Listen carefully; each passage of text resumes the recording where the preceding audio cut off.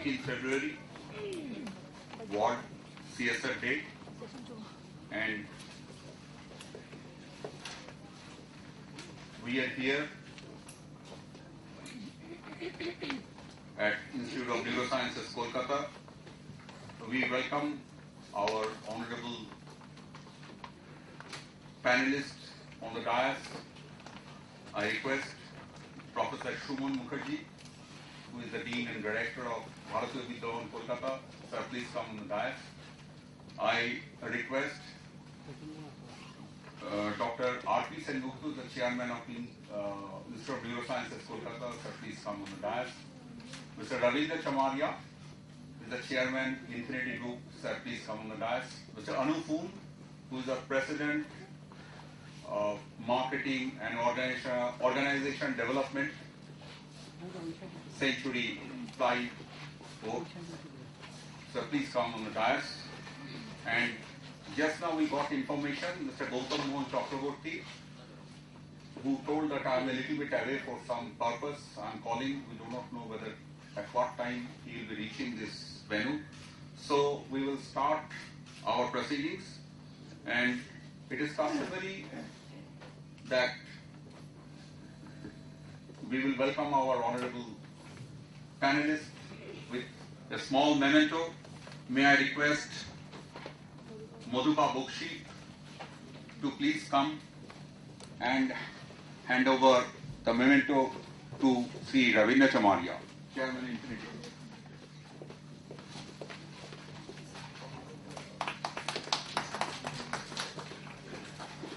May I request our member Anjana Bandyopadhyay to please come.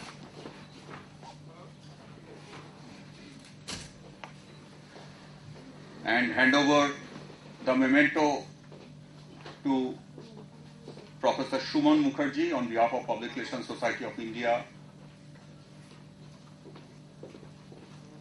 May I request our Chairman, Sri N.R. Mukherjee, to kindly hand over the memento to Dr. R.P. Sengupta, Chairman, Institute of Neurosciences, Kolkata.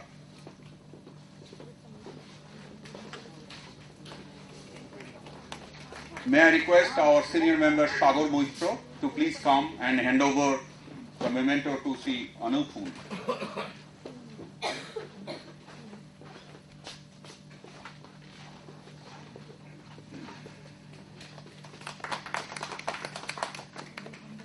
Chairman Sri N.R. Mukherjee to formally welcome our guest, and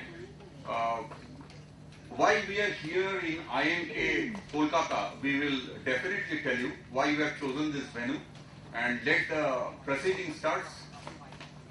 For what you have come here to listen, I request our Chairman to kindly address the House. Respected panelists, friends from the media, members of PRSI, students, we are here today to celebrate the World CSR Day. We are thankful to Dr. Sengupta for allowing us to use the premises, and we are grateful to the speakers for accepting our invitation and being present here. We at PRSI believe that CSR is not just celebrating the day or using the occasion to send some fruits and gifts to people at the old age home or the students at schools, but we are firm believer of CSR throughout the year, and which will have an effect on our environment and socio-economic life of the people, and by having a sustainable CSR campaign all throughout the year. And that is why we are here to say that we will be listening from our panelists how people are making an impact in the lives of our people through CSR on a sustainable way. Thank you.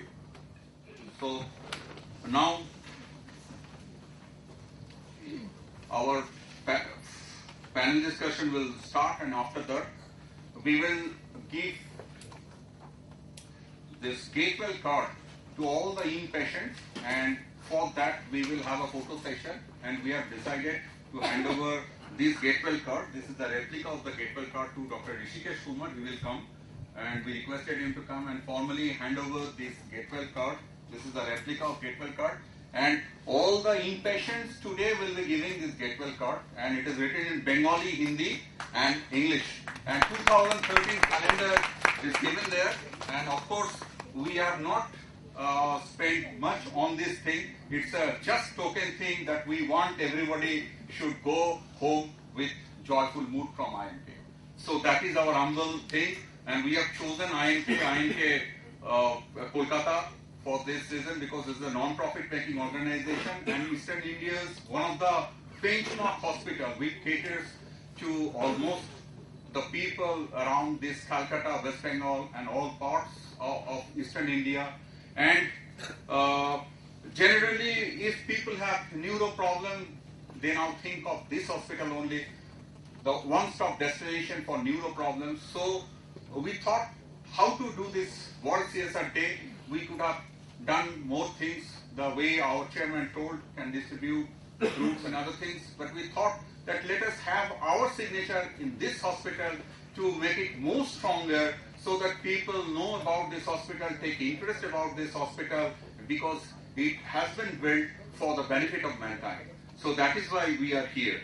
And now I will formally introduce the moderator and speaker of this session, Professor Dr. Shuman Mukherjee, Dean and Principal of Bharatiya Vidya Bhavan, and member, State Advisory Council, RTE, Government of West Bengal. Dr. Mukherjee has more than 30 years of teaching and research experience as a former director of J.D. Birla Institute, Birla School of Management, visiting professor, Newcastle Business School, and others. He is a member of Indo-British Scholars Association, environmental fellow, USAEP, and recipient of Rashtriya Vidya Saraswati Puraskar 2006. So now we hand over to Professor Dr. Shuman Mukherjee to carry on the proceedings of the panel discussion. Sir. This is one of the red letter days in the city. When we think beyond ourselves and think for society at large. And the actors in this event for you are people who are actual doers. I'm purely a thinker, and it's often said that if you can, you do. If you can't, then you preach. And I belong to that category, although personally, I'm closely wedded to the idea of corporate social responsibility. The doers who would perhaps perform and bring to home the idea of what CSR is and how they see it. I have pleasure in introducing Professor Dr. R.P. Sengupta. He is a reputed neurosurgeon of the millennium. Dr. Sengupta is a man with a mission, an eminent neurosurgeon practicing in UK for the last 48 years. He was devastated by the lack of treatment facilities in his hometown, and in Kolkata, he felt there were no skilled doctors, and therefore he wanted to create a platform for neurosciences, neurology, neurosurgery, and new psychiatry. Founder of INK, Dr. Sengupta's dream is to bring affordable, accessible, and efficient neurological treatment catering to the brain, spine, and nerve disorders. I think Kolkatans would be particularly benefited with it, given the current scenario. To the people of Eastern India, Bangladesh, and neighboring countries. The next in line, in no lesser order, and another doer of immense magnitude, a personal admirer of his activity, Mr. Ravindra Chamaria, chairman of Infinity Group, is also another great visionary with a sharp foresight to establish many enterprises, right from ideation to the completion, both in India and abroad. Mr. Chamaria has set groundbreaking precedents and raised industry benchmarks, especially in the sphere of green IT infrastructure and green homes in Eastern India. He is deeply committed to the cause of children and its main beneficiaries. So he is a man who looks into the future of the country. And how better could he do it He is the Vice Chairman of the Advisory Board of Akshay Patra and the Founder Chairman of the Anand Education Initiative. Mr. Chamaria's dreams of supporting 1 million meritorious students from underprivileged families to pursue higher education by 2020. Next in line would be Mr. Gautam Mohan Chakraborty. Although he is not here, I'll take this opportunity to introduce him. Mr. Gautam Chakraborty, the former Commissioner of Police of the city of Kolkata, is a very senior Indian police service officer. He is associated with different social and cultural activities of the state. He is a role model in all spheres of activity. He is famous for his lightning speed communication skill. He is at present the DG-IGP Traffic of West Bengal. Last but not the least, the man who's written, the author and the co-writer of India's specific model for corporate responsibility, author of Model on Self-Discovery and Performance Enhancement, Mr. Anup Poon, and I take pride in the fact that he was my junior in college in Xavier's, and he was also a student of XLRI Jamshedpur, where I've been a professor for 7 years. Experience, he is presently the Century Board's president. He has worked in many places, including Bell Controls, VOC Gases, Fortis Healthcare, HMV, Dunlop Tires, and Asian Paints. He is also visiting faculty to University of Nottingham, UK, XLRI, and IMC Calcutta. I think that should give us a break, and we will perhaps break it with an applause for these wonderful gentlemen who think beyond themselves for the benefit of society.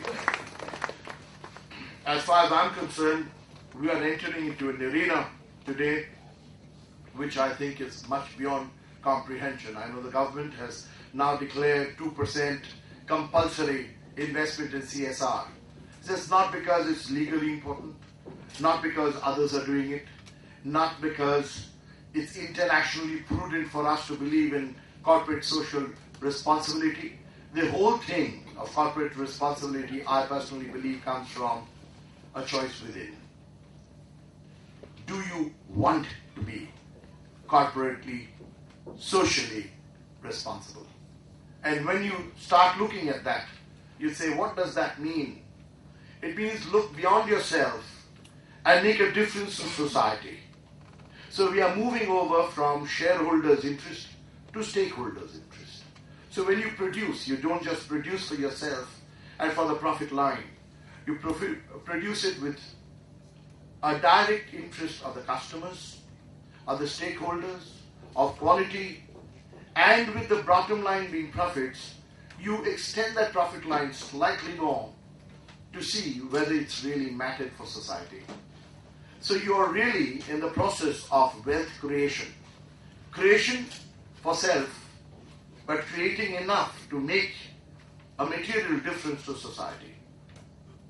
If you look at how at the micro level this works, in Japan it would be working for assembly line production, because then you enhance productivity, and through productivity comes lower costs, and with lower costs you have enhanced profits. But they didn't stop there. They didn't stop in saying let's go efficient. They went in for a concept called quality circle. So when you go for quality circle, you're saying I'm responsible for tomorrow. When a company in UK or USA finds that they are producing things which are genetically deformed or changed, particularly fruits and plants, there can be a national hue and cry against this, and there are companies which paid heed to it and stopped producing genetically modified vegetation for human habitat. When you're dumping your waste on the city suburbs, and you're not distinguishing between hazardous waste and non-hazardous waste, and the leakage of the hazardous waste goes and affects the vegetation around, how many of us are aware that the vegetation which is sold on the two sides of the road are unfit for human consumption. So the cauliflower, the aubergines, the leaf varieties that you buy on the street sides or bypass have carcinogenic elements in it, and those should be avoided.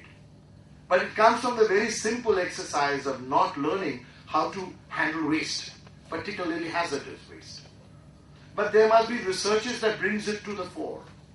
There must be researchers, as World Bank often sponsors, that, as Jodhpur University has found out, that the entire water table in Rajarhat is now contaminated with arsenic poisoning, which cannot go with just filtration. That needs treatment, and possibly it's unfit for human habitat. But this awareness is not necessary just because we have to be health conscious.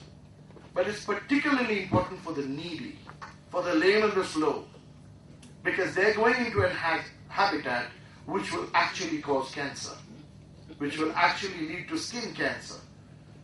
So, where is the society? Where is the sound? Where is the search? Where is the inner search for us to say, let's do something more than what we have done for ourselves? Particularly when we know that life is impermanent, and the only rationality that man can go for is prepare yourself for death. That's the certainty in life. Life is itself very intransient. So what you do in your life is not what you can take, but what you leave behind is what people will remember you for. And is this the clarion call which is so kindred to the spirit of Indian thought? Then what you do in your life is more important than what you had in your life. Because what you leave behind as footprints on the sand will be the footprints others will take to see where they reach. And it is this spirit where you're bringing in ideas of sustainability. You're not just bringing in ideas of profit making, but sustainable development. The idea of value creation. Earlier we were talking about traditional concepts of corporate responsibility. And that was take care of your family, take care of your employees, take care of your shareholders. Today we move on to corporate social responsibility, which means do those acts which are socially desirable. And if you can't, then at least spend double that money, like carbon taxes, to see that what you've done is more than rectified with what you've created. And then comes the third stage. Do things with ethics, business ethics, which is sustainable. So from traditional concepts, we've moved on to corporate social responsibility, and we are looking into business ethics. That's the journey that has taken place. And there's always a mystic in you that makes you walk that journey. And let me tell you that mankind is as mystical as the sages, or for that matter, anyone who dabbles in religion.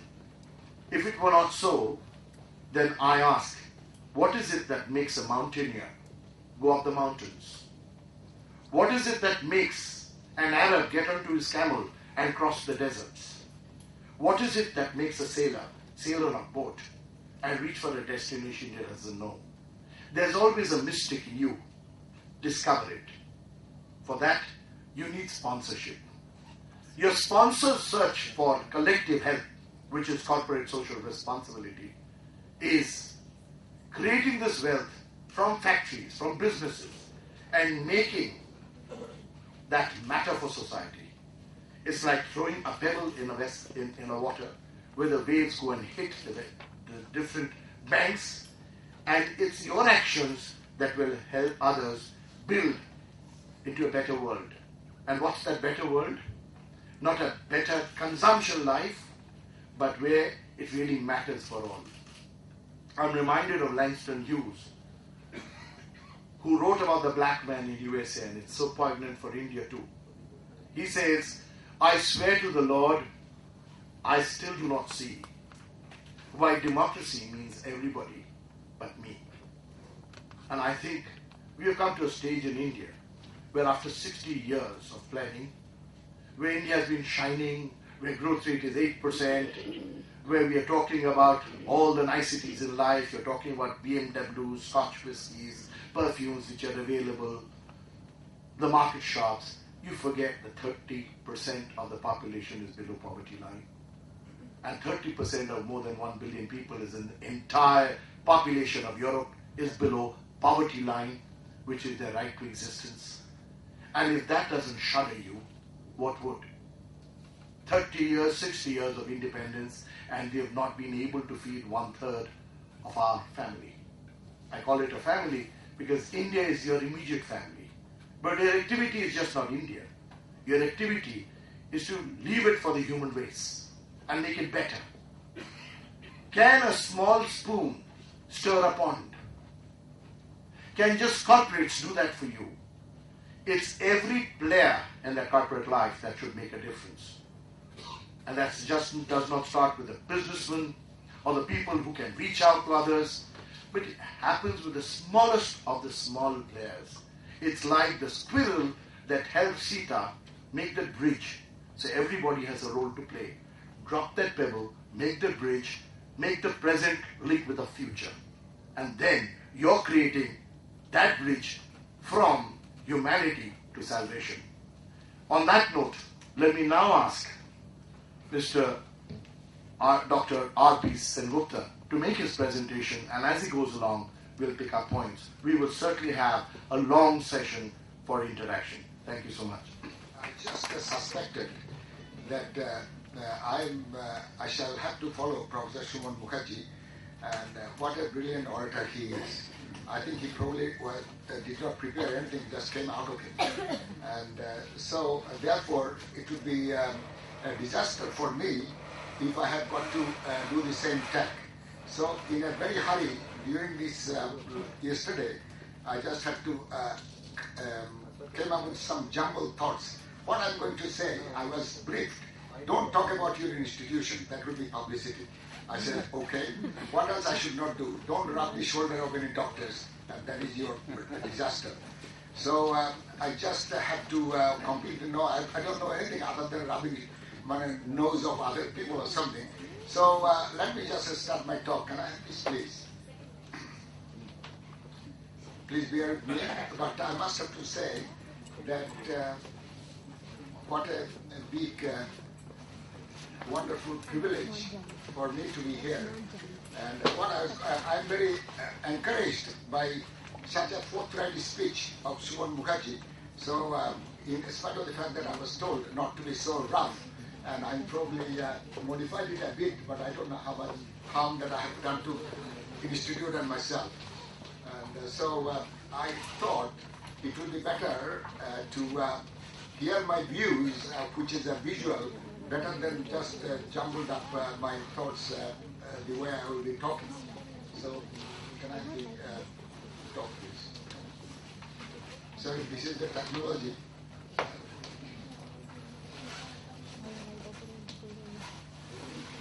I wanted to say, while they are preparing it, whatever I'm going to say, it is my just inner feeling about what is the way the medical practice in the world going today.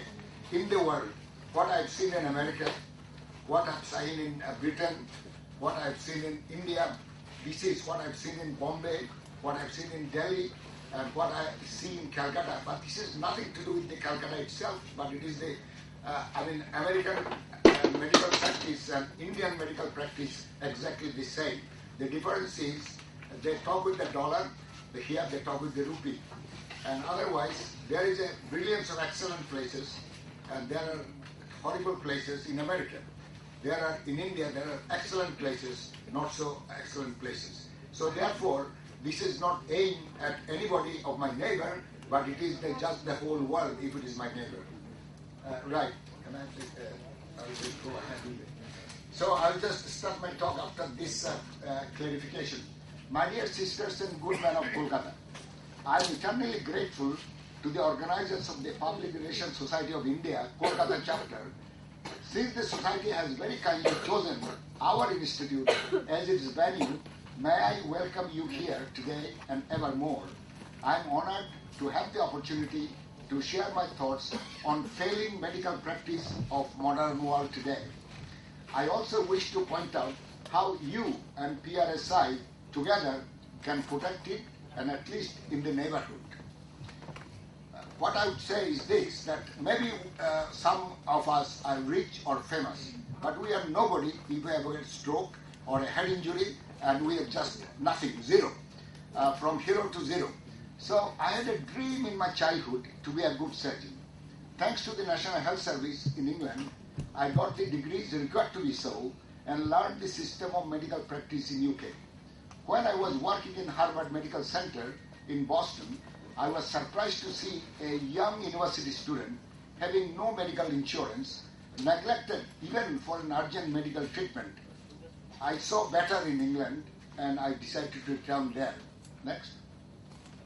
Many years later, I had the opportunity of visiting some of the pioneer neurosurgical centers in India, such as CMC in Vellore, AIMS in Delhi, NIMHANS in Bangalore, Sri Chitra in Trivandrum, and others. I was struck by the ward full of patients with neurosurgical problems from northeast of India, particularly from Kolkata.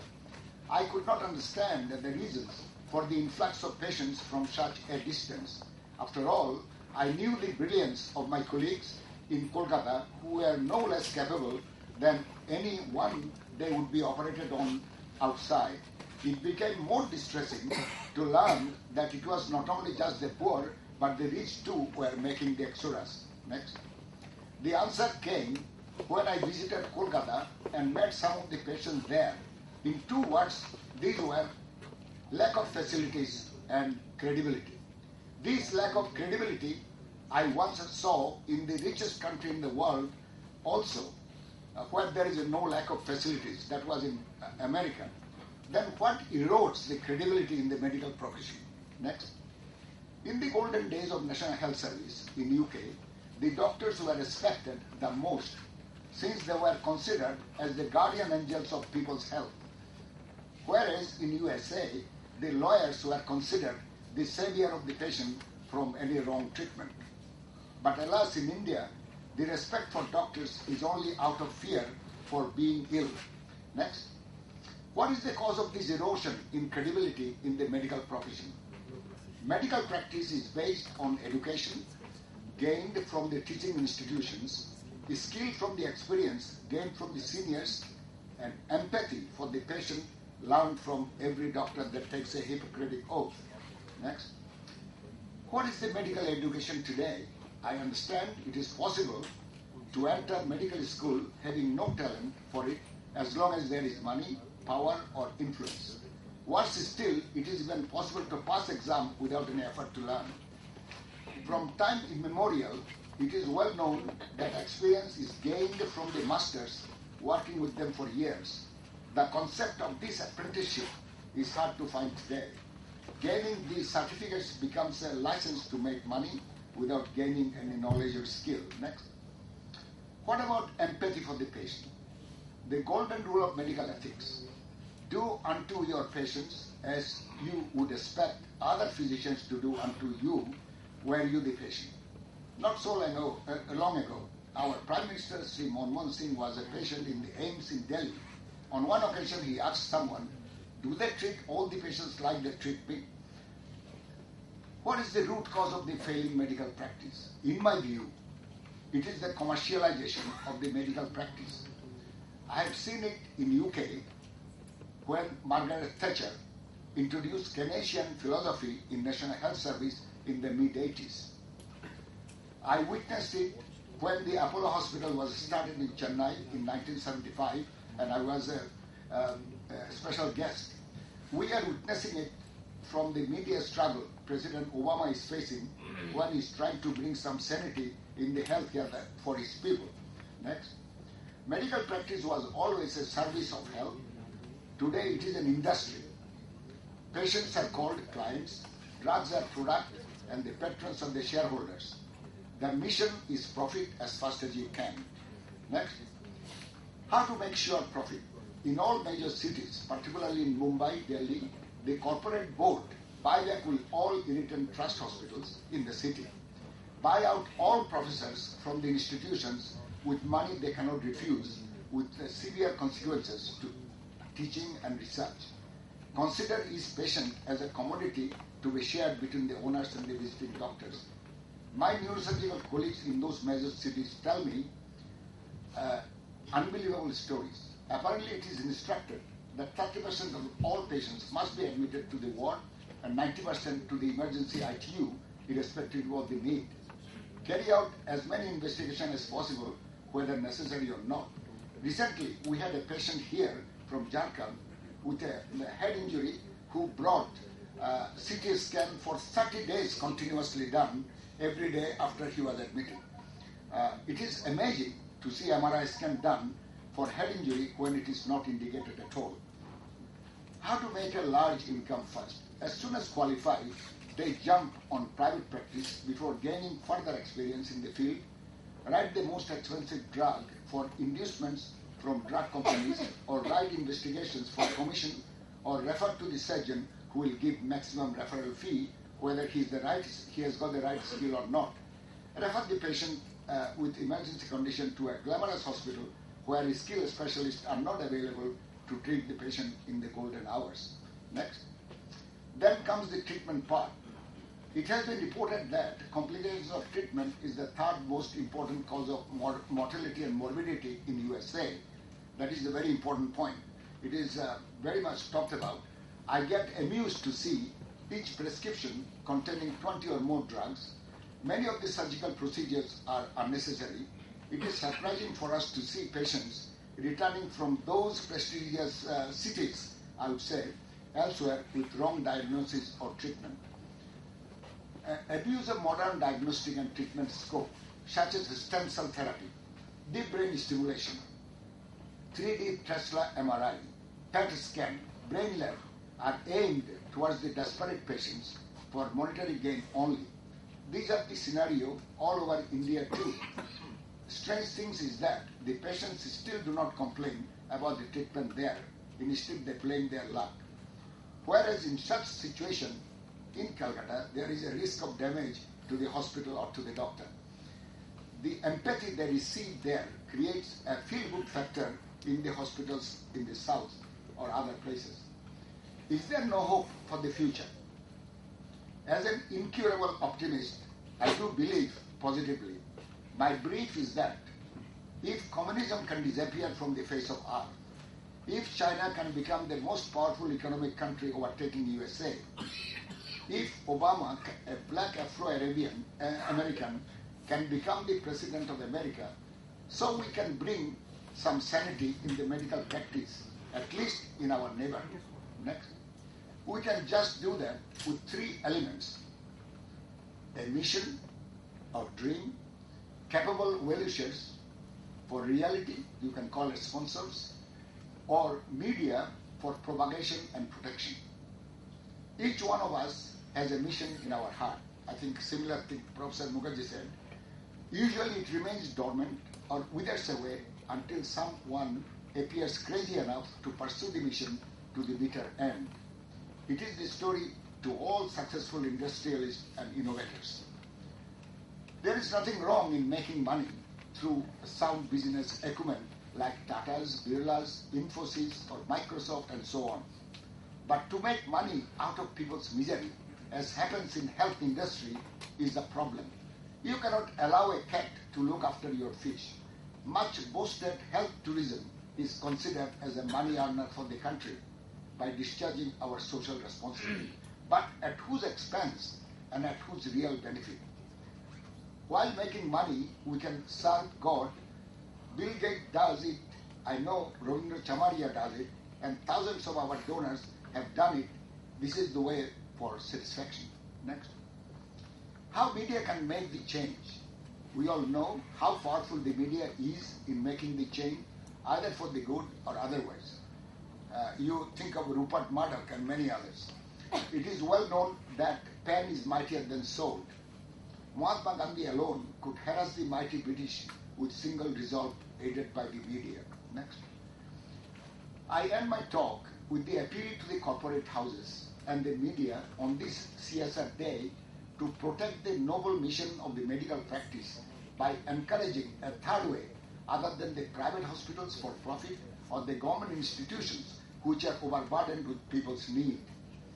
The Institute of Neurosciences Kolkata is an example of the third way. If it succeeds, the whole country will demand an ethical medical practice. This day of corporate social responsibility, I hope that you will join hands to make the change, and I'm sure we can. Next. There is a little CD that will be nice.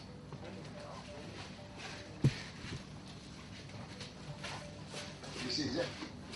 Can I just go back to the slide? It's no sound.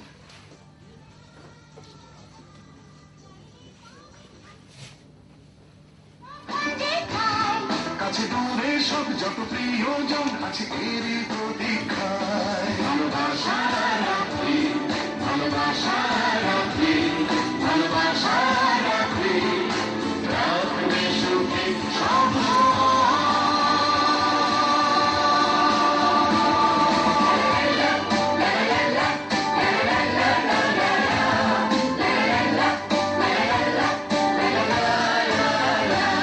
কোনো কারণে তুমি কষ্ট পাও আমি চাইবো না দেখতে এই রাতে প্রিয় বন্ধু আজকাল পরশুতে ভালোবাসা রাখি ভালোবাসা রাখি ভালোবাসা রাখি রাখবে সুখে সব সময়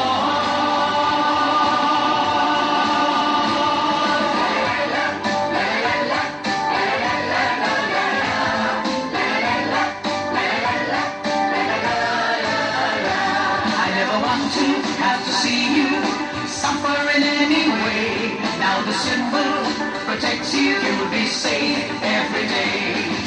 This thread of love, this thread of love, this thread of love protects you night and day.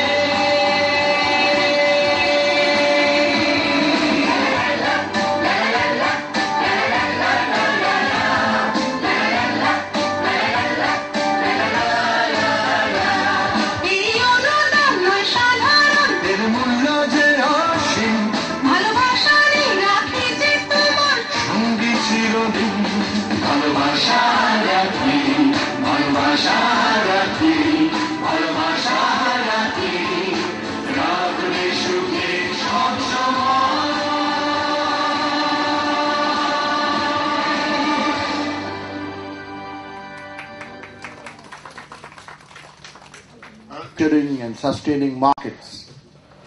The second, which is the eco-social perspective, where on one hand you add value through CSR, and the other there's also a strategy involved. Value because it involves the well-being of the society. Strategy because it reduces social tensions. And the third perspective of CSR comes from changing the idea of maximizing profits to optimizing profits. And this leads us to the rights-based perspective, which is the right to know. The right to know what the company is thinking, what the company is breathing, what the company's plans are, and whether that's in sync with social aspirations and social community interests. Who could speak on this better than Mr. Hoon, because Mr. Hoon has written extensively on CSR. And I'd like to ask him, with his vast experience in corporate life, to delve into these aspects and tell us how does he see CSR grow, and particularly in India. Interestingly, I am no academician. My starting off with CSR is more of really getting to talk to my own self. There is a very famous dialogue which says, "Kabhi kabhi main तराई में अपने आप से बातें करता हूँ, मैं और मेरी तराई बातें करते हैं." We are a family which came from Lahore to Calcutta. I asked my father why he chose Calcutta, and he says, 19th of August 1947 at Amritsar station coming out of Lahore. The train to Bombay, you had to sit on the roof. And the train to Calcutta, he got a place to sit in. So that was the only reason why he came here. 70 rupees in his pocket and he landed up at Howrah station. Looked around for a place and got a one room in Uttarpara. And that is how our beginnings are in the city. He thought giving me good education was very important because that probably was the only asset he could give me. He didn't have money, he worked. So he sent me to a school called Le Martinet. Le Martinet in social responsibility, other than being part of social service, I didn't see much of it. I didn't understand what society meant, what society suffered from, and what pain was all about. At times I tell myself, probably the mistake my father made was to send me to Le Martinet, because I didn't understand it then. The other way of looking at it is the more positive way, that probably I saw one aspect of that at one point in time, and then experienced another aspect. Xavier's, and then of course XLRI, and then on to working for a company called Asian Paints, where I spent a major portion of my life. The year is 1989, and like anybody who was 34, 33 years old, you wanted to go fast up the ladder, you had to be a star and you had to rise. So, the whole endeavor in that corporate ladder was to do well. Coming from a background of marketing, I was posted as a factory manager to Ankleshwar, a very odd choice. I brought forth only one strength, which the company felt maybe I understood people. And here was a plant which was first generation workers. The economy around, the industrial areas had come up. Most of the workers came from an agricultural background. They were farmers. And they didn't understand why, the factory manager could come in a car and the company gave a car, and why they were not paid well. Right? So their demand was that I should be looked after better. The plant suffered from quality problems, productivity problems, and costs. So, the first couple of months, each of these are aspects and objectives and KRAs, as we call it in the corporate world, which were set before me. And I started talking to these people, and I said the best way of looking at it is, why do you think this is happening? So what I'm going to do is just take 2 or 3 elements. The company had set up a school. It had about 1,500 students. For each year, 10% of the seats were actually reserved for Asian Paints employees.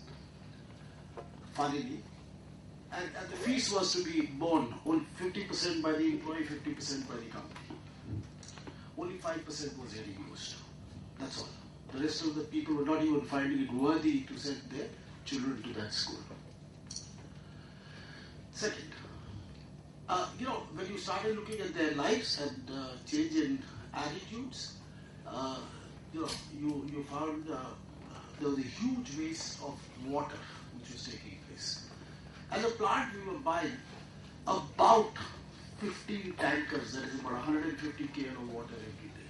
In Gujarat, there is a scarcity of water availability.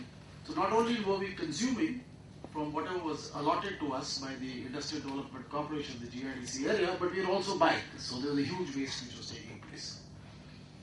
The same workmen who wasted the water in the factory actually went home, stood in a queue to fill up water and store it, because it only came once a day. So, I got down to saying, okay, let's work it the other way around. Let's start a water conservation program inside the plant and let's carry it forward.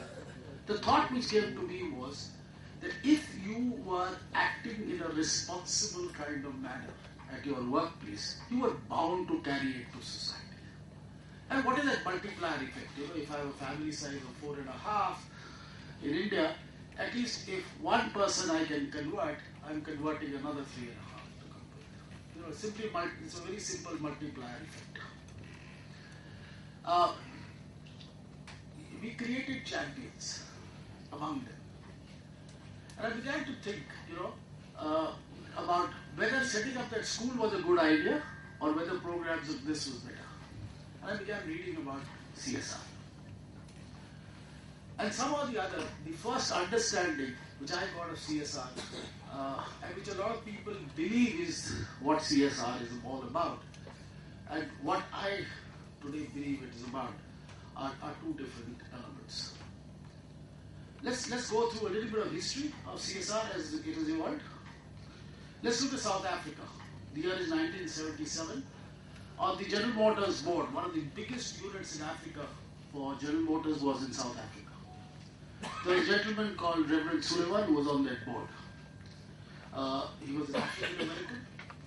And what he realized that in the apartheid, the kind of working conditions for the blacks, right, in the plant were appalling. So he set up what he called 7 principles, they called Sullivan's principles. And he said racial discrimination should be not there at all. He was talking about gender discrimination. He was talking about training of the black people. So he was actually talking about upliftment of these people, right? And it wasn't only upliftment, it was really giving them some kind of social status and some kind of social upliftment. The work which Reverend Sullivan did, I think best recognized by UN resolution in 1999, when Kofi Annan actually made the United Nations adopt that as principles of CSR. Right? Now, I think the model which really works for CSR is that CSR has 2 distinct parts to it. There is an internal part and there is an external part. I think in society you always begin with yourself, right? Because you are a part of society, you work for it, and you exist within it. Internal CSR for corporates is what they do within, right? Talk about ethical practices, talk about quality circles, talk about conservation, whether it's energy, whether it's water, or any other resource. Talk about the environment, right? In Ankleshwar, what I did was, I realized, that we had an effluent treatment plant, and we always somehow came to know when that inspector was coming. It was very well managed. So you knew that next Tuesday is coming and everything was cleaned out and you found this beautiful clean water flowing out.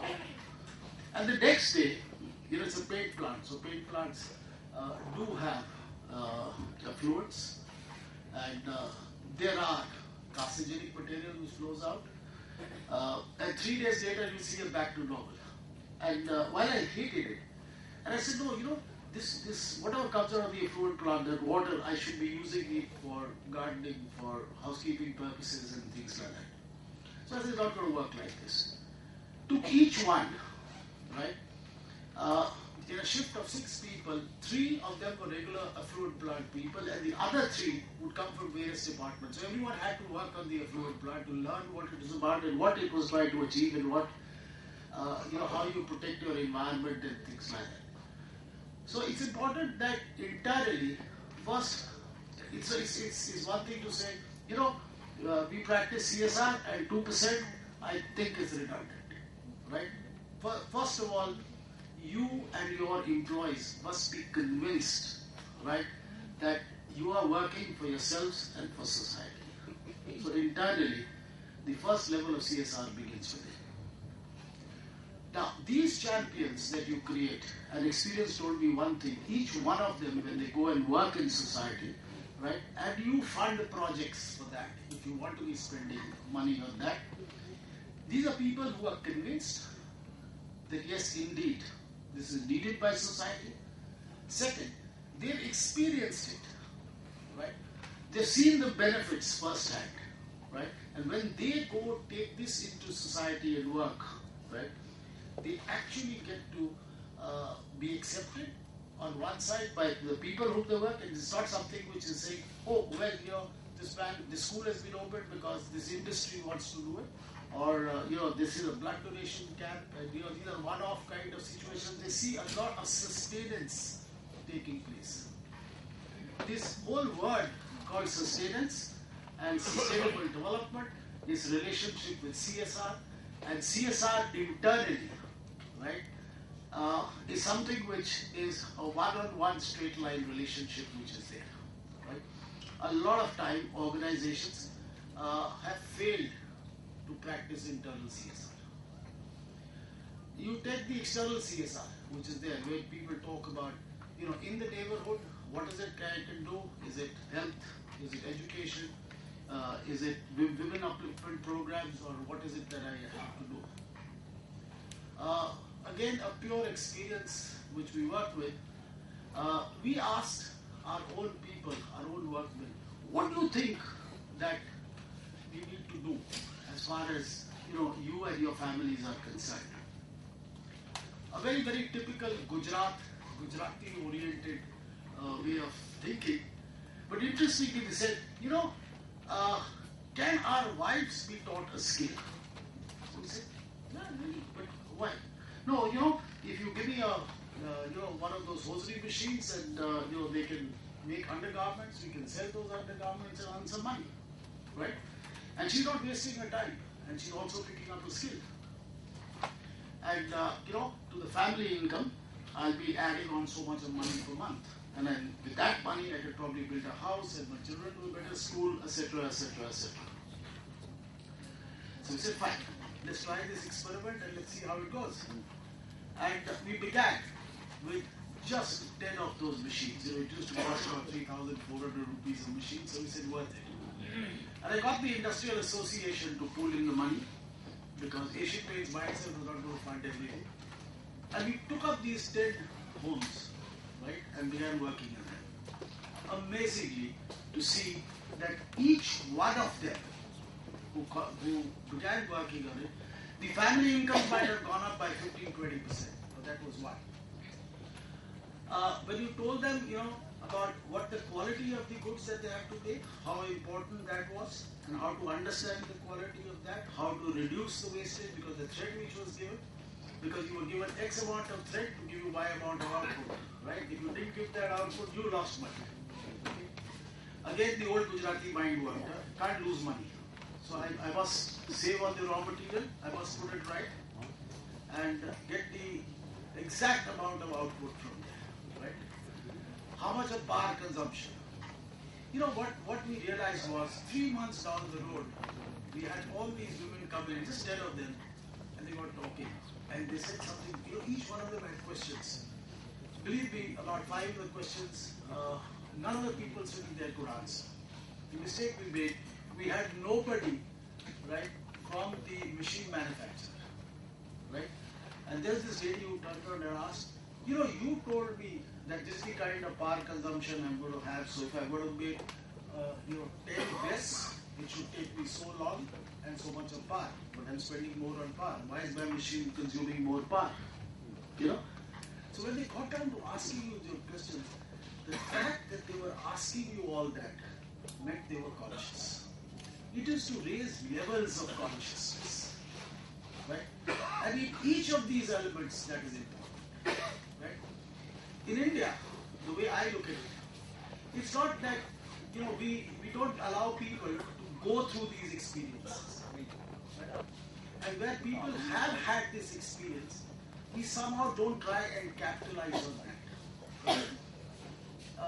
The next step we took was probably the most interesting of the steps that was there. We used these 10 women, right, to become trainers. It's train-the-trainer concept. And we said, okay, you become trainers, and you have another 4 or 5 of them coming through. And all the industries in Ankleshwar, we were about 546 industries in that industrial zone. I would say all the large 20-25 were ready to put in money. And we had close to another 50-55 women getting employed. So that is the multiplier effects which takes place. So it's building levels of consciousness. Yes, CSR does start in the corporate world at top. But the way it spreads is that it needs champions within the organization. These champions have to be selected. People who have a conscience and who want to work towards it, who derive some kind of satisfaction and understand what it stands for. You take these champions and put them in society, and society gains. Right? So I built my model around that. and my own experience has been, I think in our country, what we lack is that we don't really get to spread consciousness the way it is. Right? We are so preoccupied within our own selves. Right? When I stand outside schools, I sent my daughters to La Martiniere also. And the first time they were sitting for board exams in class 10, both the daughters told me, Dad, you got to come and drop us for the exam and pick us up. So I said, okay, I can do it one day, but I'm not going to do it every day. Why? I said, because my mom and dad didn't know when class 11 exams came and went. I went all by myself and I came back home all by myself. I said, okay, the deal is that I'm going to stand outside when the exam finishes. I'm going to have, right, a small box of sandesh in my right hand and dab or juice in the other. You've got to stand and have that right in front of you. Because you've got this caring father and stuff like that. So there you are. I said, no, we don't want you to do that, because your own image, your own peer group, getting pampered, don't want it kind of thing. But on the other hand, they want the dad to come and drop. I made a mistake sometime, I don't think so. But, how they drive their children to forget everything else, get those results right, I must crack this.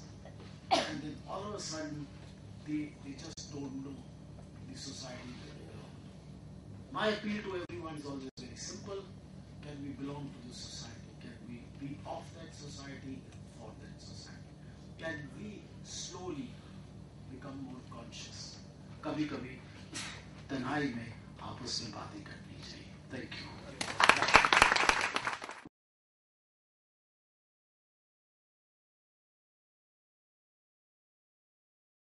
Books that I read, one of the books that Swami Ranganathanandan often writes is he distinguishes the Indian mother with the Scandinavian mother.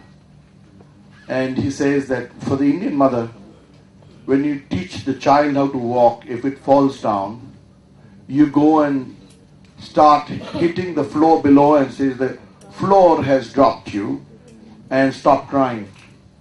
Whereas the Scandinavian mother would say, nothing happened, rise and walk and come towards me. So from the very childhood, we start mollycoddling our children and not allow them to grow on their own.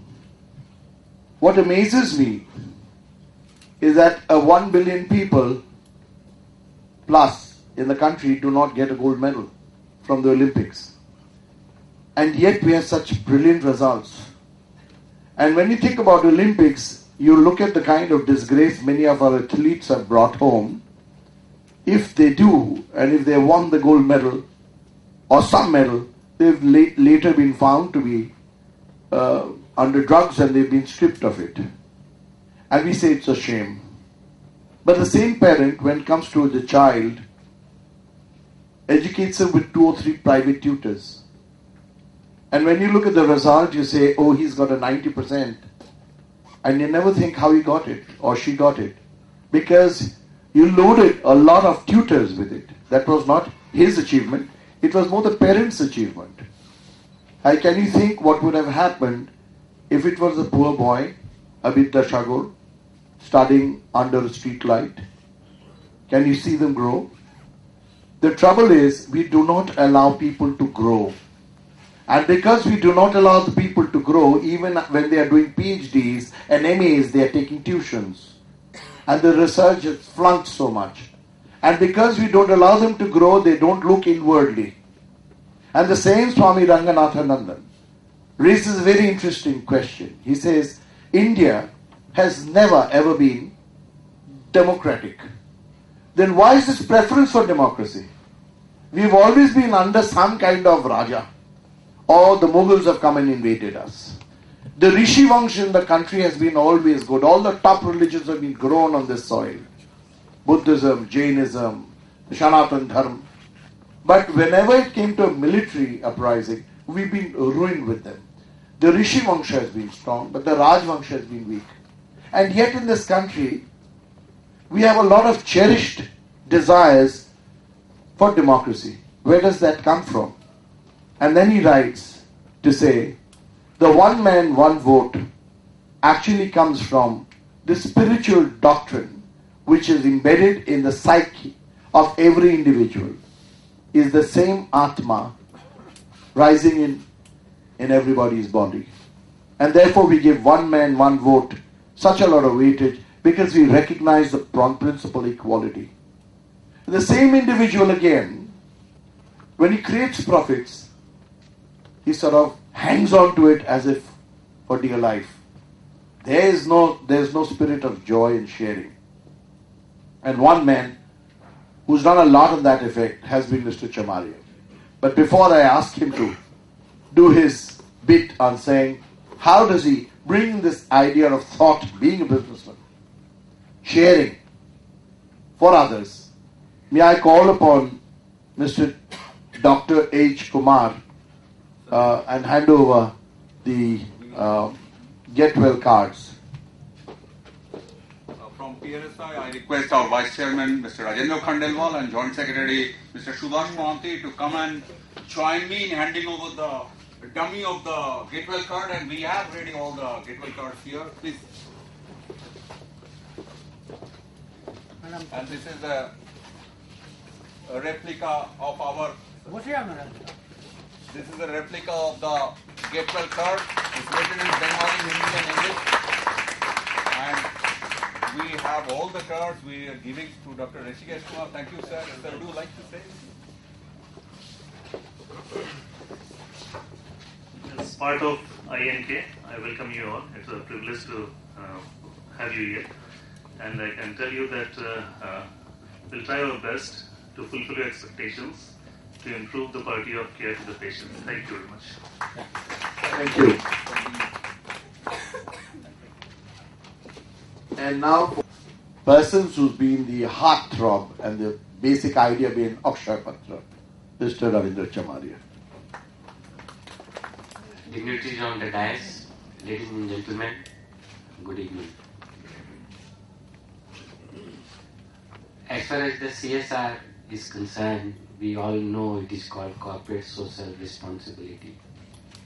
But many of us believe that it is a charity and it amounts to just giving away some charity. I think it is much more than that.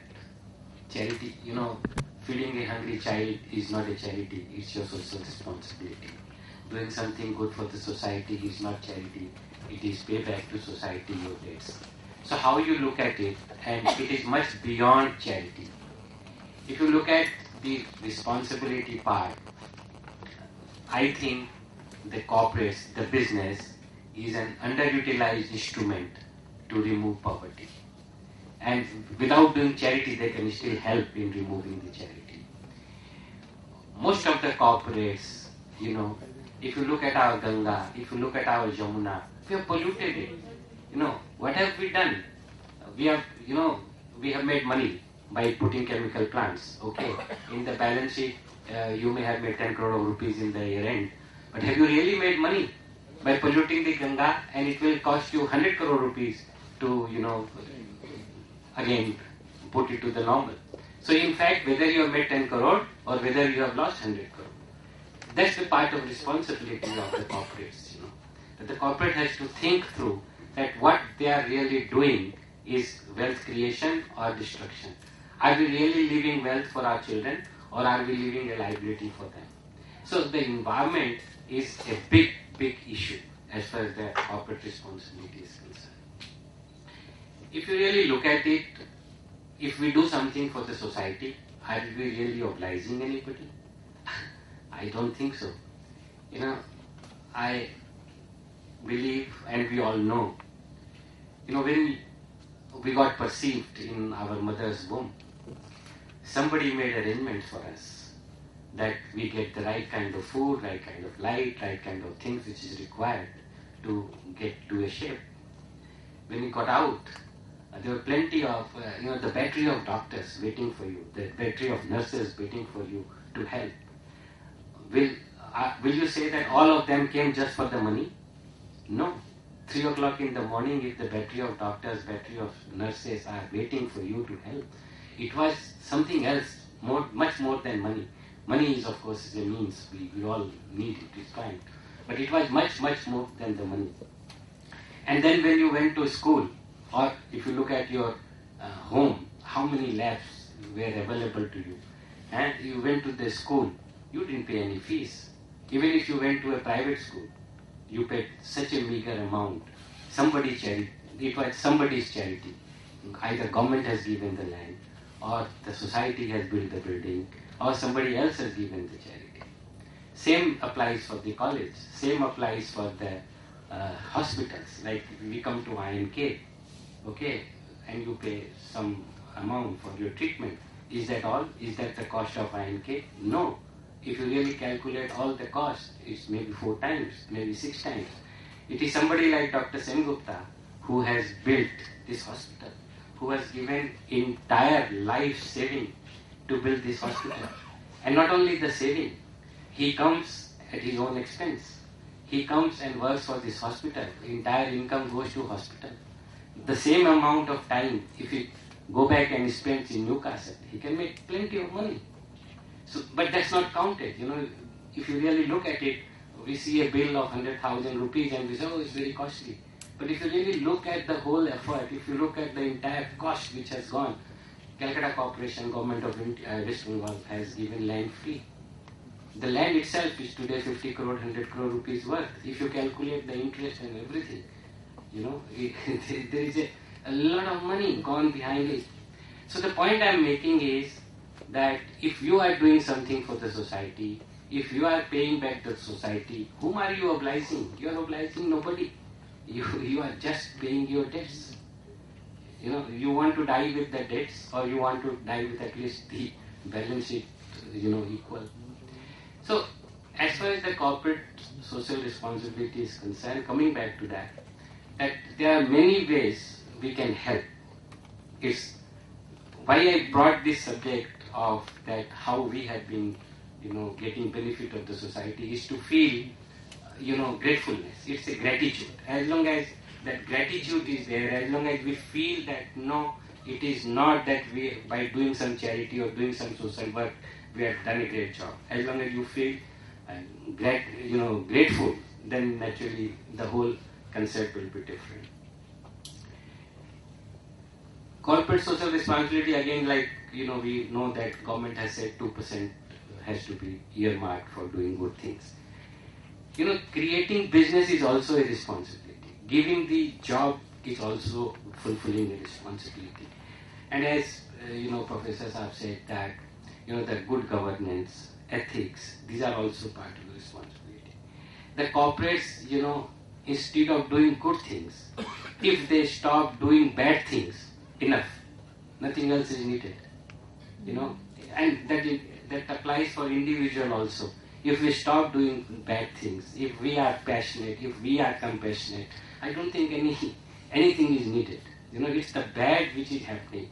As I said, that if you look at the corporates, the way they have spoiled the environment, the way they have, used the bad practices.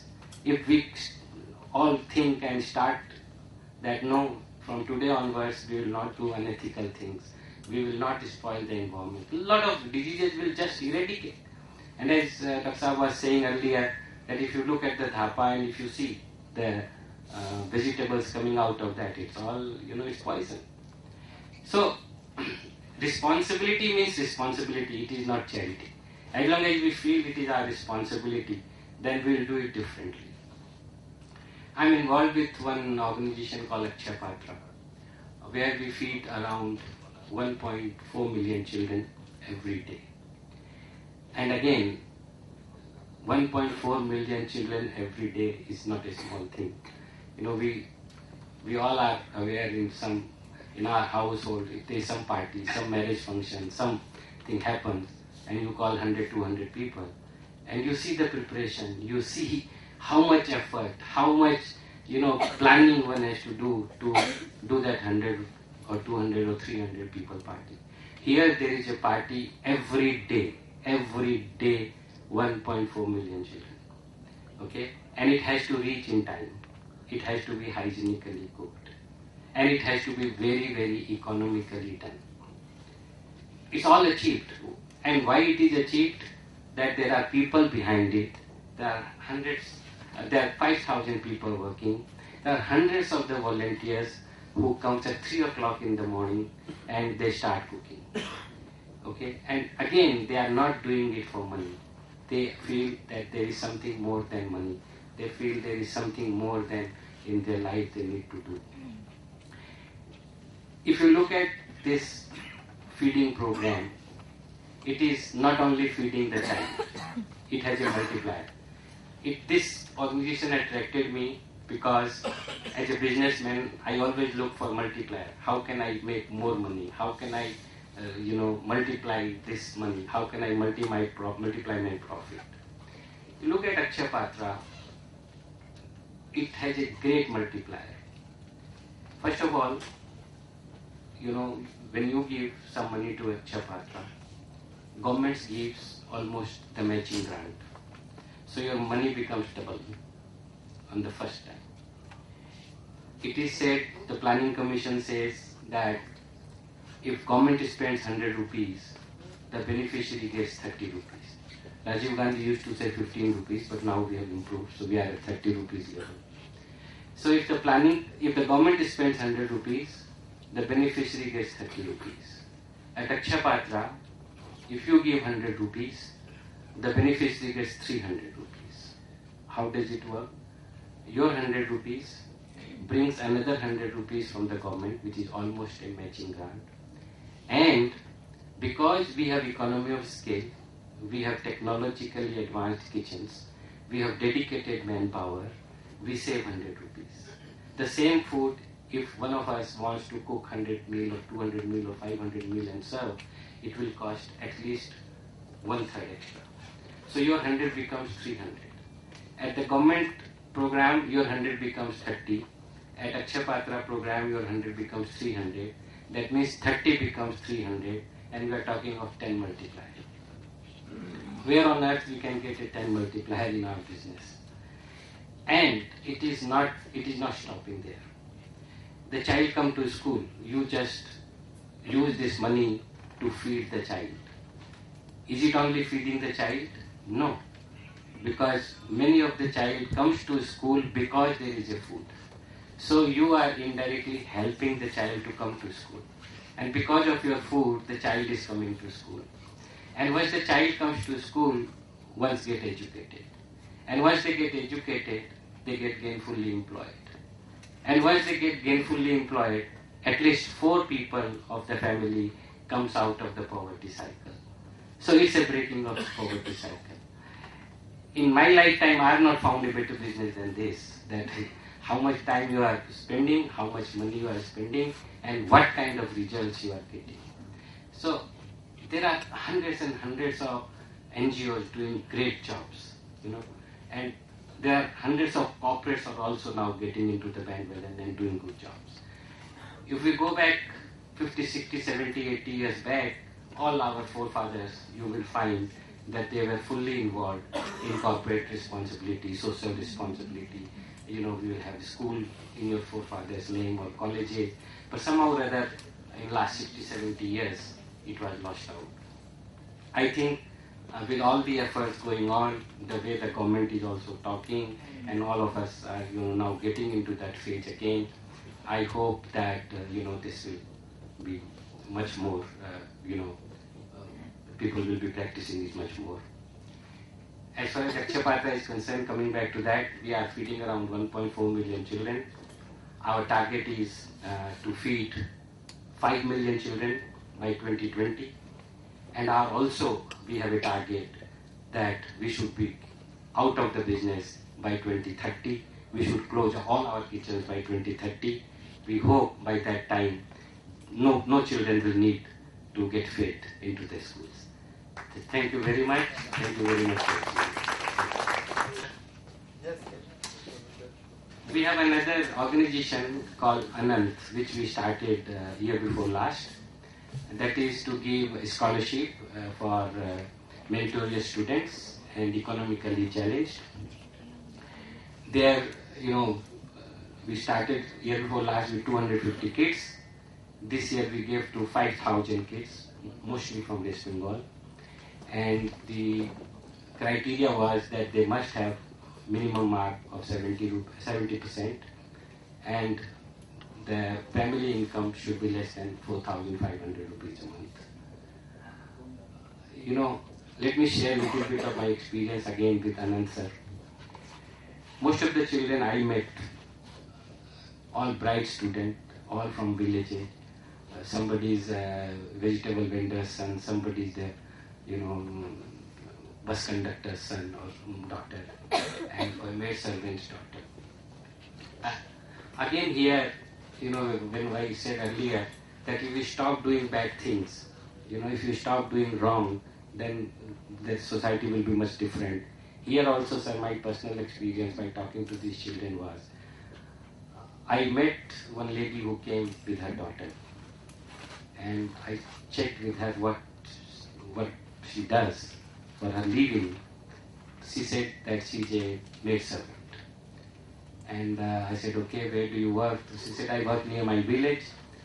I go walking to my employer every day. Around 40 minutes it takes in going, 40 minutes takes in coming back.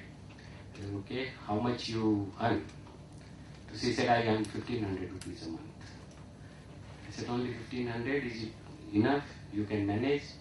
She said, yes, I can manage, because when I go and work for my employer, I get food there, and I just cook for my daughter, and that's good enough, and we have our own hutment, so I don't need.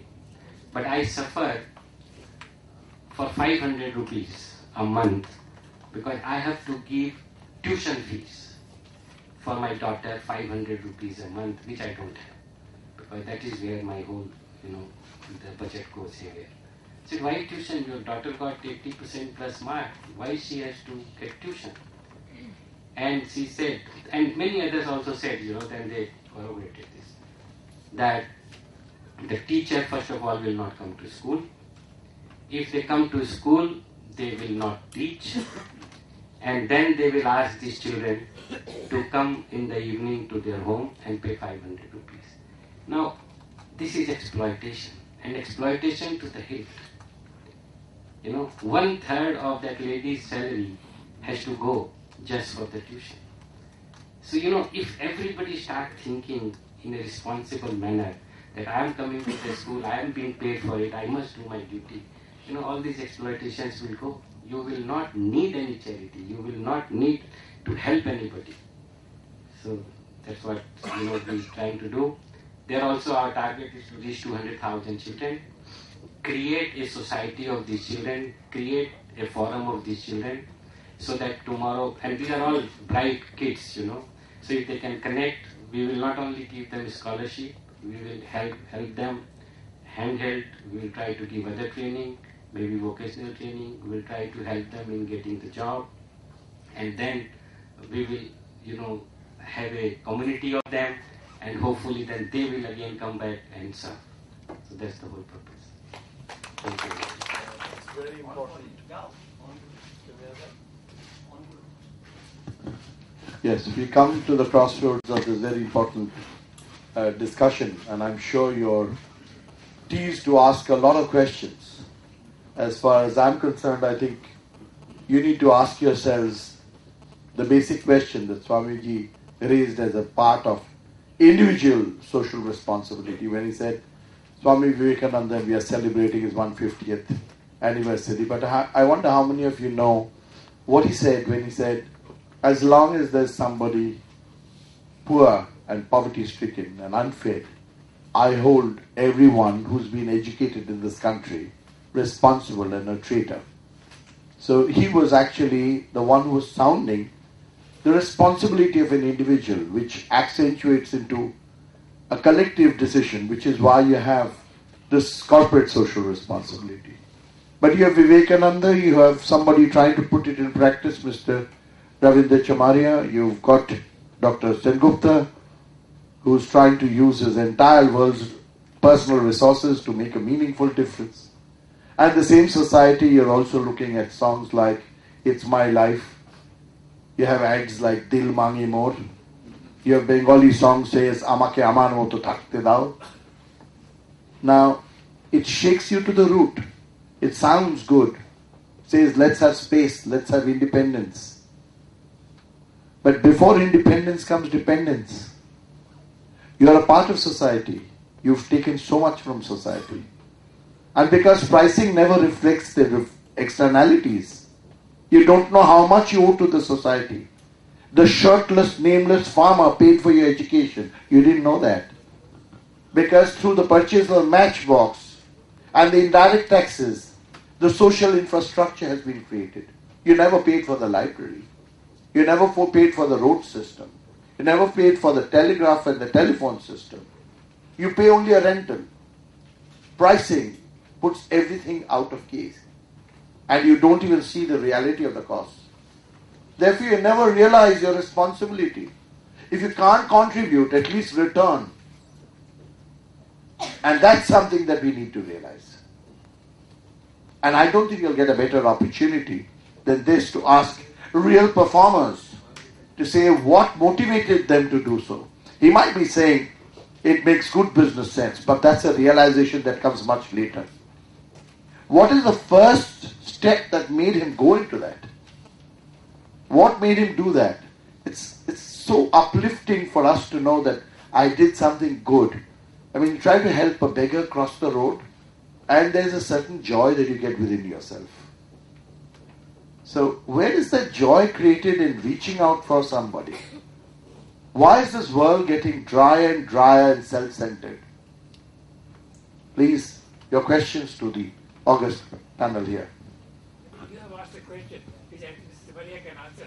What motivated him to do that? Okay, that's a good question for you. Yeah. As far as I am concerned, I have a life which is like roller coaster. I come from a rich family, but when I started, we were at least very, very low and very, very humble beginning. So I have gone through that process. I have gone through that. What are the sufferings? What are the, if you don't get the food, then what it means to you, and if you don't have the money, what it means to you. And I have always felt that I am taking much more from the society than I am giving. So it was always a kind of a feeling inside that, you have to clean your balance sheet. You have to clean your balance sheet. And that's what, I'm trying to do. I'm still in a lot of debts. I can tell you, my balance sheet is absolutely skewed. It's just trying to work it out that can I really make it a clean balance sheet. Nothing more than that. Second question. Yes.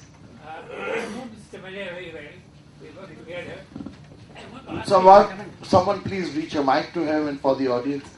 Mr. is sitting next to me.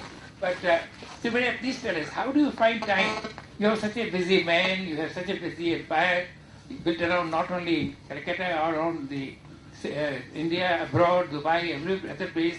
You are putting a sort of education center in Bhutan. How do you find time for all this in addition to your own work?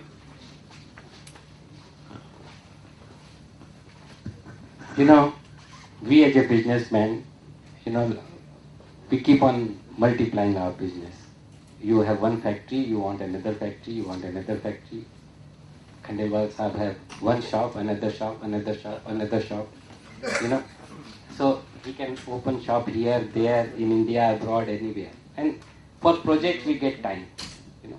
We multiply, we can continue to do that. We have system, we have people, and for multiply businesses we do. So as long as you think this also as a project, you will get time. Time is just it's mindset. Nowadays we go for destination marriages, Every marriage you spend 4 days. We find time, 4 days for a marriage, It's just a mindset. If you take it, as far as I am concerned, there is no difference between Akshapatra and infinity. Any work come to me, whether from Akshapatra or from infinity, whichever, I feel requires my attention, will get the attention. So I don't have to make any effort about it. It's part of my life. whether it's Jakshapatra, whether it is INK, whether it's anything where I am involved, or same for you. If you go to a meeting, you go for a meeting. So it's also a routine thing, that okay, if you take that as one of your vertical, then it's fine. It's just that. See that prescription, Marxism where we come together. Yes. I mean, you took it so well. You join and it's made a difference. I don't want to monopolize the question. Any other questions? Please reach your question. So since Professor Mukherjee raised this point of 150th anniversary of Swami Vivekananda, I am reminded of the very concept and philosophy of corporate social responsibility lies in one of the statements which Swamiji gave, that those only live who live for others, rest are more dead than alive. Now, this is something which each one of us talk about, but we hardly do anything about it. And another thing which you just mentioned was that the other day I was in a family get-together. I found that same song is being sung by the daughter of the person. Amake amar moto bachte dao, amake amar moto thakte dao. And the parents were enjoying that. They were telling like Kishundor Gan, Kishundor. I had a different opinion, but I was an odd man out. He said, no, it's a very individualistic society, it should be there. But don't you think that if we go back to our own lives, I mean this question to any one of the panelists, particularly to Mr. Hoon, that culturally when we left this joint family system where we had all the kinds of sacrifices which we used to do in our early life has really gone out. Now we are in the individual family where everybody sees to his own interests. So don't you think that if we, theoretically we can bring back the concept of joint family, where probably that sacrifice is inbuilt. So naturally, a person who has been brought up in that kind of culture, when he goes as a manager in a corporate, then his character also becomes like this and he tries to help others. So don't you think that our whole family system should be brought back? Yeah, I think I'll ask Mr. Hoon to answer that question, but since you raised Swami Vivekananda's point, when he went to America and he crossed the date where his recitation for Chicago address was to be made, and he was hanging around the city on paltry sum, he saw the kind of affluence America had, and he was very annoyed with what was happening in India. And that's where he came up with that statement saying that we arise awake till the job is not done. And he said Indians by nature are so lazy. They have to arise and do that. That's the question I'd take on for Dr. R.P. Sengupta, because he was trying to give a comment there. That what made him rise and shun England and come to this country to shake it? Was it called like Swami Vivekananda, where he said, let me do something for my countrymen? And of course the point that you make on joint family, I think a lot has to do with your school education. Earlier we used to have schools giving you moral science classes, religious talks. We used to have assembly where the headmaster used to give you some counseling on life, and all that has now gone away, and we are now looking at getting 100 in maths to be more important, as if crossing 100 meters within 10 seconds is not that easy. I mean, we stress more on mental ability rather than physical ability. But those days in schools we had anthems which made a lot of sense if you read between the lines. I remember the school that I went to, that was in Darjeeling of course, we had one line which says, here's a hand for the faltering brother, here's a hand for the lame and the slow. We'll rise like men with each other as onwards in life we go. Now this lesson coming from your school song, saying that you must help the lame and the slow. Your idea of joint family. If somebody is born less gifted, spastic, autistic, what happens to that child? Do you throw him out in the jungle? What do you do? So Mr. Hoon first, and then Dr. Sengupta to say, I don't think I'm competent to answer a question like whether we go back to the joint family system or not. Whether it was good, certainly. as things stands, it was good. But in the evolution of society, recreation of structures is a very, very difficult proposition. There's a very interesting study I'm going to talk about, which is on social payback. And these are statistics which I'll share with you, which is about 7-8 years old. They took communities, across the world, and they said across parameters, as how you pay back to society, and it's called the social payback factor. And probably on a 10-point scale in India, we will be at between 0 and 1. Okay, how do they calculate this? The system of calculation is how does the individual, from whatever his learnings are during his childhood, infancy, or education, and how does he respond to society, to law, how does he discipline himself, So there's a whole lot of factors, and a mathematical model has been put into place.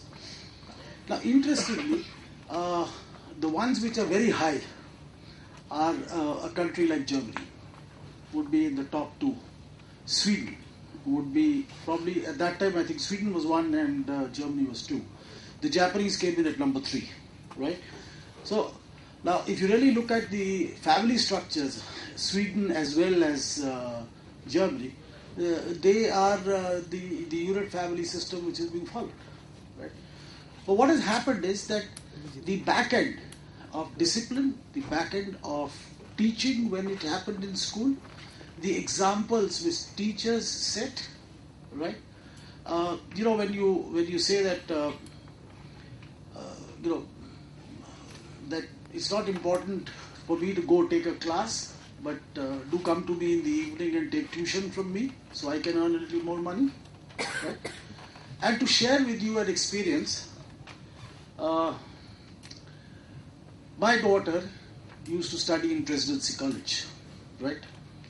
It hurts me to say this because she passed out of physiology and happened to be the gold medalist, right? But that institution, in its annual book, did not mention her name as the gold medalist, and reasons. When she was in second year, she was being compelled to take tuition, and from a set of professors, and which she refused to do. So she came to me and said, I'm told that I get victimized. I said, fine. So I went to the head of department and I sat across him and I said, look, I'm going to say this to you up front. You may not like it, but there is something which I will not allow to happen. A, that my child is going to get to indulge in something, take tuition, so that she feels she's benefited in one way and protected in another. Because the moment she takes that tuition, she's come to something, right? She's become a victim. I will not allow her to be a victim, and I'm going to teach her to stand up and say, no, whatever happens, I will not allow it to happen. So you have to have that courage of conviction as a parent to support it, right? I don't think many of us have that courage of conviction. We don't display it. Let's say capitation fees is being paid, right? A week ago, somebody told me, we posted somebody to Delhi, and he says, I need a loan. So I said, really, for what? He said, my kid who now goes to class 1, so school ki admission April se karwani hai, so I need money. I said, how much do you need? So he says, 1,50,000. I said, how much? 1,50,000 for class 1? He says, yeah, that's the kind of money which has to be paid. Okay. Now, does that parent pay it or not? Okay. Now, as soon as that parent pays it, he's become a victim himself. Does he have the wherewithal to fight it? Does society in some way look after that or not? You see, if we look at all these things and a summation of that, right, the whole structure has become such that we have actually become praise of practices, right? And we have collectively don't have the capacity to stand up and fight them, right? I have given you an example on one side where I may have stood up to say something, but I can tell you 9 times I've been a victim myself, because that was the easiest way out. Right? So I think, when we what you mentioned to me, what I would always go back to say is, this the conscience within India is there. It's not absent. We're not dead. But we're not jointly expressing ourselves. Right? We still, we take one step forward, make up our mind, and then retreat backwards. Why is it that we don't finally step out to do? And as a people together, right? And what you must remember is not that you're not doing it for yourself, right? You're always doing it and leaving it as a gift for the children. So I think, ultimately, it's not family structures which is going to be there. It is social structures, practices, discipline, and what we teach our children is what going to set the trend. I find Mr. Khandelwal, in his small, humble way, he's made a lot of difference. Yes, he's opening shops after shops. But I was pleasantly surprised to receive a card, but that told me a lot about what his business is. Even the gesture matters, because if everybody extends this gesture, society will become a better place. And the card is called Pranam, which gives a 15% discount in any of the outlets, on any of the drugs, and special rebates to all people who are senior citizens. Right? So 50% discount on medical bills, which can be quite high in today's world, is quite a relief for all and sundry. So it's not how many people has been benefited by it, but he made a difference to his organization. He made a start. And I think all of you need to make that difference. If nothing else, as somebody was mentioning in another panel discussion, whenever you cook one extra dish and feed it to somebody who needs it. So, like the maidservant gets the meal free. And you normally throw away the waste food. So if you cook just one meal extra, and we are privileged to have 60% above poverty line, we ourselves could make a lot of difference to see that poverty does not exist. Because you'd be providing one extra meal for a fellow Indian. So that could be a good way to begin. Not big meal, whatever you have, a few chapatis more, another spoonful of dal more, maybe the rice more, and give it to somebody who needs it.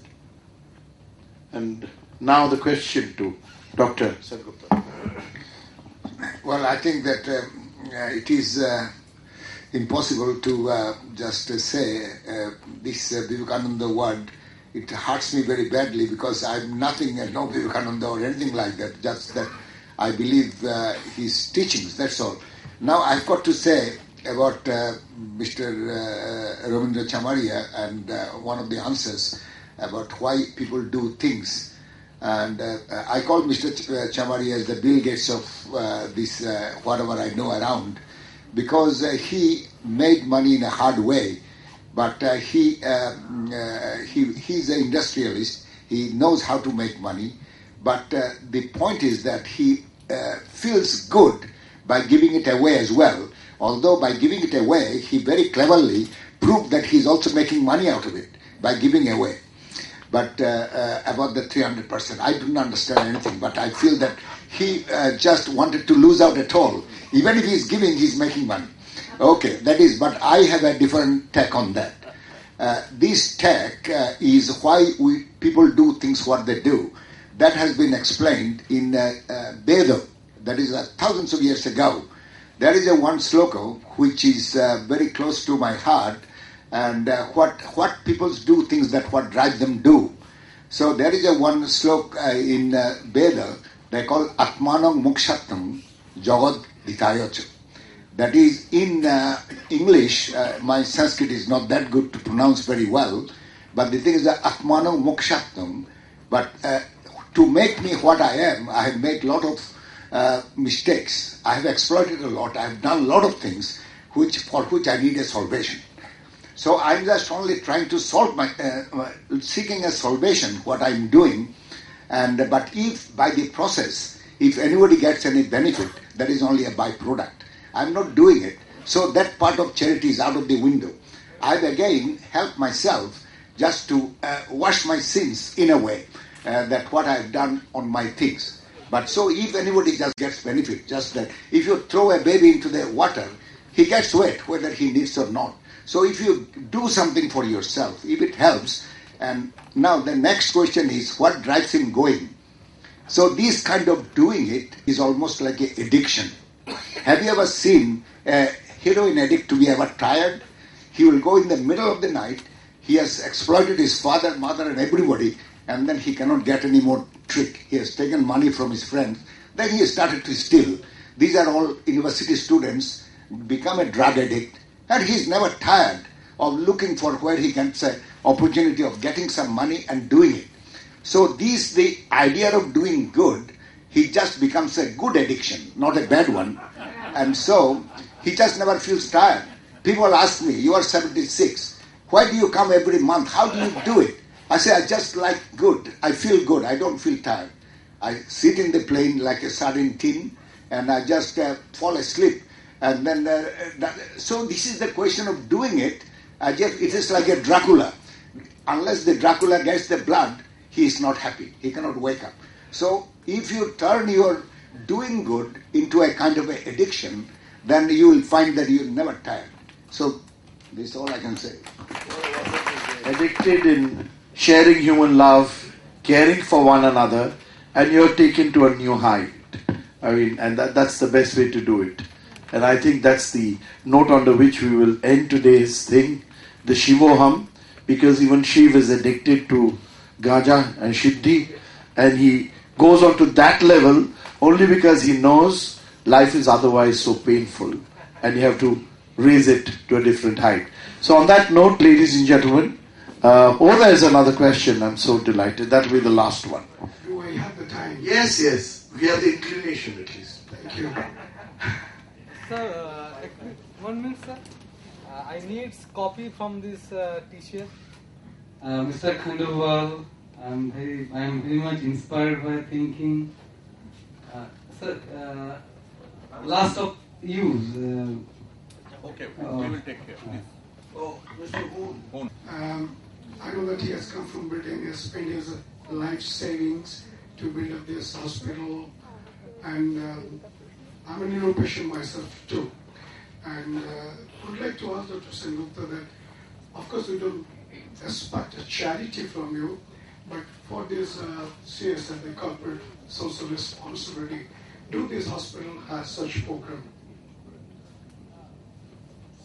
No, I don't expect you to No, not charity. you, but whether we have got a program. Do we have a program for this corporate social responsibility? Or, say to the benevolence to the others, to the have-nots, to the unattainable? No.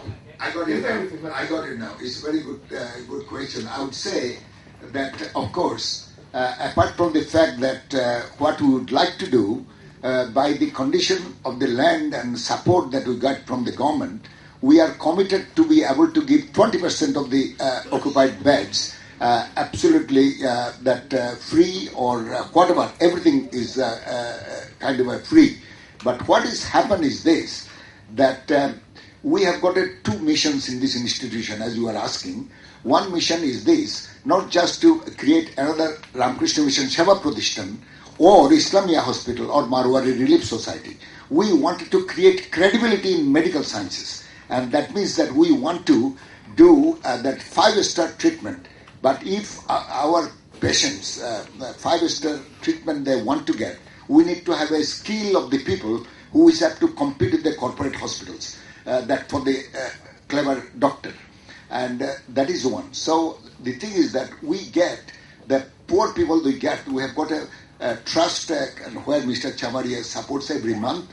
So in fact, on this corporate social responsibility, we would just say, if a lot of people do come and try to help those needy who wanted to have a 5-star treatment they require, because this hospital, whether it's a free beds or there is no difference with the ambience, because the whole hospital is air conditioned, no difference in the treatment they get, whether there is a rich or a poor.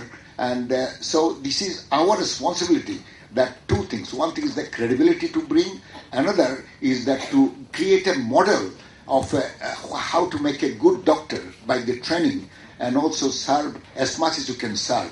But if we get a support from the industry group, as I said, they are the people who are well-wishers, like Mr. Chamari and few others also, regularly donate, and also the media, which is the most powerful. And if the media and well-wishers, we have got the dream, and that dream can be fulfilled if only we all work together. That's all I can say. Thank you. Well, thank you, ladies and gentlemen. We come to the end of today's CSR debate. And on behalf of all the panelists, let me tell you, it's been wonderful to share your thoughts and mine. You have another question? Okay. I would like to talk in Bengali. Okay? Ajke 18th February, World CSR Day. Social responsibility. আজকে ঠাকুরের জন্মদিন, শ্রীরামকৃষ্ণের জন্মদিন আজকে। একবার ঠাকুর নরেনকে বলেছিলেন, কারণ অনেকবারই স্বামীজির কথা এলো, আর এখানে রয়েছেন, উনিও বসে রয়েছেন, আমার বারবারই চোখ যাচ্ছে। নরেনকে বলেছিলেন যে, একদিকে যেমন বলেছেন নরেন শিক্ষা দেবে, অপরদিকে বলেছিলেন জীবে দয়া নয়, জীবে কে দয়া করবে, দয়া করার আমরা কে, জীবে প্রেম করো। আমার মনে হয় আজকের এই কথাটা দিয়েই আজকের যে প্যানেল ডিসকাশন সেটা শেষ হবে। Thank you. আমরা প্রেমে থাকি, হিউম্যান লাভ, হিউম্যান চ্যারিটির উপর থাকি, এবং ইন্ডিভিজুয়াল ট্রান্সফরমেশনের দরকার, নিজের চিন্তার বাইরে চিন্তা করা দরকার। Thank you, good night. আমাদের সঙ্গে কোঅপারেট করেছেন, আমাদের তরফ থেকে ধন্যবাদ প্রফেসর ডক্টর সুমন মুখার্জিকে, শ্রী রবীন্দ্র চামারিয়াকে, chairman Infinity Group, doctor RP Sengupta, chairman Institute of Neuroscience Kolkata, Shri Anup Phool, ধন্যবাদ। আজকে আপনারা এসছেন। গৌতম মোহন চক্রবর্তী আজকে রাইটার্স বিল্ডিং এ একটা অত্যন্ত গুরুত্বপূর্ণ, যেতে চাইছি না, প্রজেক্টের জন্য যে কোনো মুহূর্তে কথা দিয়ে কথা রাখতে পারেননি, SMS করেছেন, ফোনে কথা হয়েছে, আপনাদের অনেক ধন্যবাদ।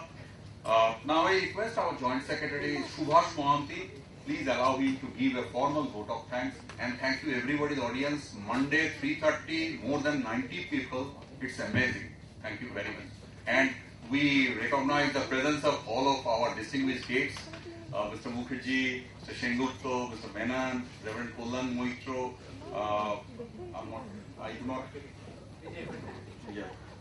I recognize all the distinguished guests' presence, and many, many thanks. Subhash, please come and give the formal vote of thanks for this opportunity. I was listening to this intent panel discussion for the past 1.5 hours, and I was making a few notings also so that I could talk about them when I talk about people and thank each of you. I'll start with Professor Shumon Mukherjee. Professor spoke about moving from traditional concepts to CSR, looking deeply into the ethical aspects of doing business and helping all to live in a better world. His appeal was passionate and was practical.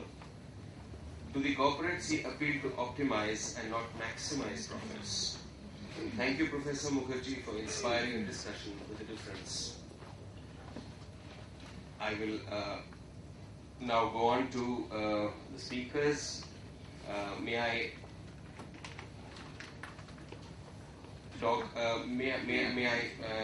address Dr. R.P. Sengupta? Dr. Sengupta, you spoke about the falling standards of medical practice, largely due to commercialization. Medical service is an industry with a strong focus on profitability. You did not blink even when you chose to lash out at the current day medical practitioners, their nexus with pharmaceutical companies, hospitals, and makers of modern day equipment. You spoke about restoration of sanity. How can that be done? And you said that primarily you should have a mission, you should have the capability and the media support nothing wrong in making money, but out of people's misery is not acceptable. Thank you, Dr. Sengupta, for your words. I will Mr. Hoon, Anup Hoon, I have known him for so many years, and Anup, you spoke about a very practical way of being responsive. Corporate responsiveness to societal needs. You spoke about not only creating a change, but managing it to improve the society to a level which benefits maximum number of people. You spoke about raising levels of consciousness, raising levels of awareness among beneficiaries for creating a multiplier effect in society. You spoke about identifying champions to help spread awareness, because these are the ones who have the passion to hold the baton and take it forward to other willing individuals. You spoke about balancing competition and compassion to help mitigate harm, which is so very inevitable in a strongly aspirational society. Thank you, Anup. Finally, my attention is drawn to Mr. Ravindra Chamaria. Mr. Chamaria, I think you made a difference to this panel discussion, because we started with corporate social responsibility here today, and we were hoping to find out how corporates were addressing the needs. But at the end of the day, the individuals do matter, and that is what this whole discussion was all about. Corporates in India are underutilized entity for removing poverty in the country, you mentioned. Mr. Chamaria, your statement today was an absolutely unique one and definitely gives a new dimension to what companies can do towards society. The government wants corporates to earmark specific funds towards CSR. You are right when you explain this responsibility differently. Creating a business and providing employment itself are a responsibility of corporates, which is no mean feat. You also spoke about your plan to feed 5 million children by 2020 and about your educational initiative. The information has been extremely educating and illuminating. We hope this message can be carried to more and more entities which have the wherewithal to substantially make a difference to the society. Thank you, Mr. Chamaria. On behalf of PRSI Kolkata, I would like to thank all panelist speakers for coming here and sharing with us the efforts you as individuals as well as corporates are doing to alleviate society. Friends, let us put our hands together to celebrate the new consciousness which will only make the world a better place to live in. Thank you. And every function has a closing ceremony, so the curtain will be closed, and we request all of you to join us in high tea. Thank you very much.